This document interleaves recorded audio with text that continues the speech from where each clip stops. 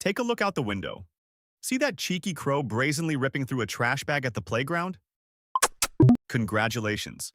You are staring at a direct heir to the greatest empire in planetary history.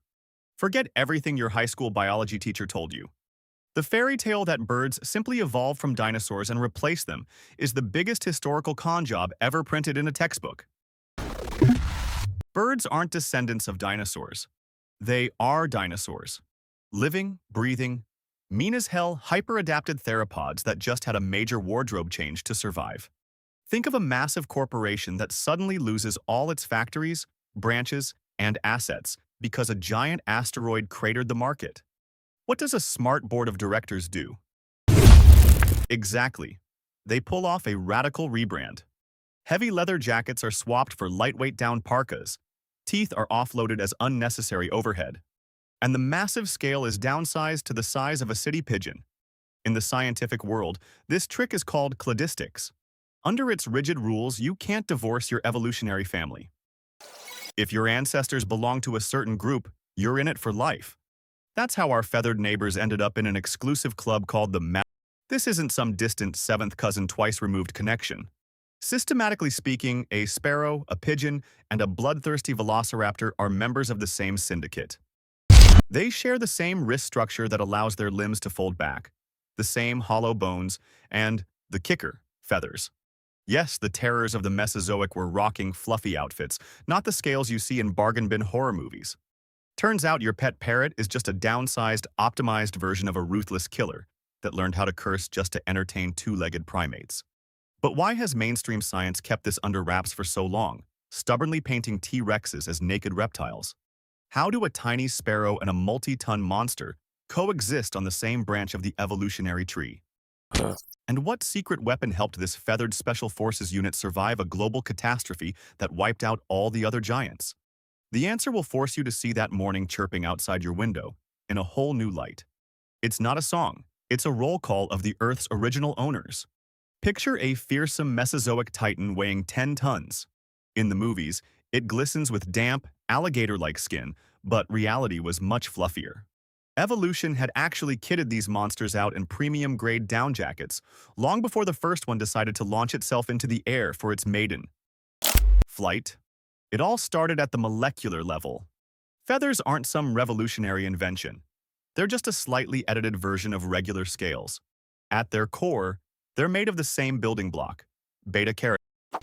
Nature simply took the old blueprint for reptilian armor and turned it into lightweight, insulating fringe. And it wasn't done to conquer the skies. Imagine a giant predator that desperately needs to retain its massive body heat during chilly nights. Down became the ultimate climate control system. And during mating season, those rugged 3-ton killers showed off vibrant plumage to catch a mate's eye. It was pure prehistoric marketing, not aviation. If you strip down a T-Rex skeleton, you'll find parts you could easily find in a chicken soup today. Take the famous wishbone. This fused collarbone acts like a heavy-duty spring. In birds, it helps them flap their wings. For the land giants of the past, it absorbed the massive shock of latching onto prey. Then there are the hollow bones. These lightened skeletons weren't designed for high-altitude soaring. They were there so the massive lizards wouldn't literally collapse under their own weight while running. Inside those bones sat a complex dual-cycle respiratory system with a whole network of air sacs. These unique cavities allowed dinosaurs to pull in oxygen on both the inhale and the exhale. That's exactly how urban crows breathe while scavenging crumbs at the subway station today. This ventilation allowed Mesozoic monsters to sprint for hours without getting winded, while their prey gasped for air.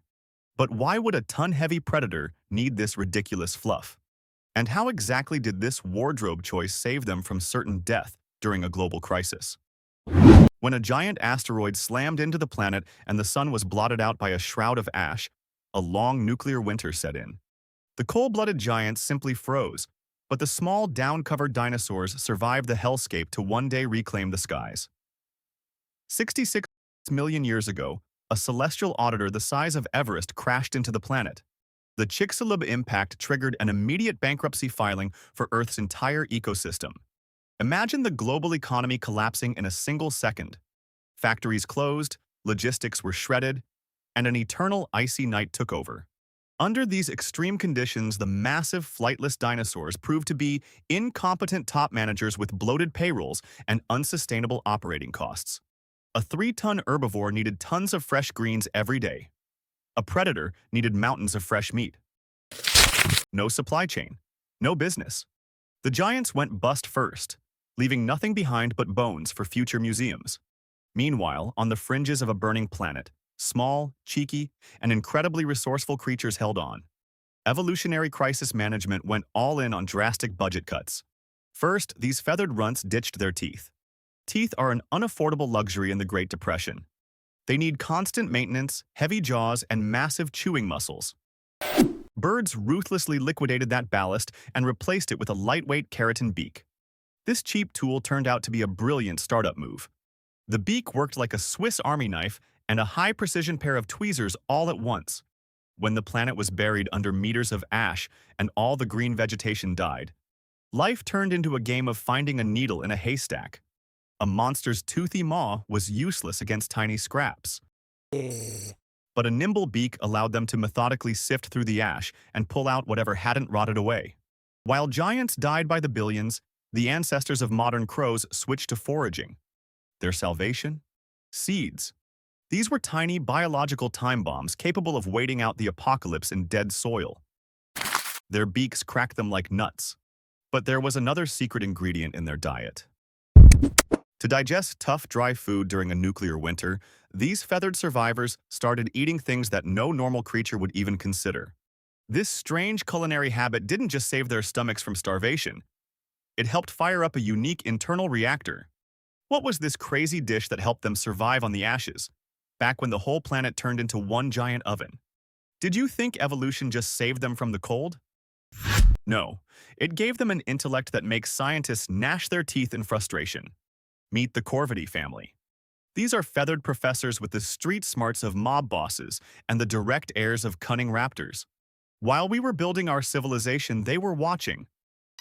A crow can solve logic puzzles on the level of a 7, making a hook out of wire to get food out of a tube. Easy. Using cars as nutcrackers by placing their prizes under tires at a crosswalk and waiting for the light to turn green to claim the treat? Just another day for a city crow. They plan 3 steps ahead. If a crow hides food while a rival is watching, it will pretend to bury it in one spot, then secretly stash the treasure somewhere else the moment the coast is clear. That's called theory of mind. But the creepiest part is their memory. Crows have a perfect recall for faces. In the darkness, offend a bird, and it will remember you for life, and tell its neighbors, its kids, and its grandkids. Scientists ran an experiment where they wore masks and trapped birds. Years later, even birds that had never seen that person began attacking them on sight. Information about an enemy is passed down through generations with chilling accuracy. It's a literal wireless network of hate, running without any internet at all. And here is the big question. If humanity makes its final mistake tomorrow and vanishes, who will take over the empty offices? The answer is obvious. Crows have the highest odds of building a new civilization on the ruins of our megacities. They already have it all. Social intelligence, tool use, phenomenal memory, and the ability to cooperate. They didn't go extinct. Dinosaurs just changed their tactics. They've taken over our cities, built nests on the roofs of our skyscrapers, and right now, they're staring at us from the power lines with shiny, black eyes. They're patiently waiting for the 2-legged masters of the planet to make their final misstep, so they can take back what was theirs by right 100 million years ago.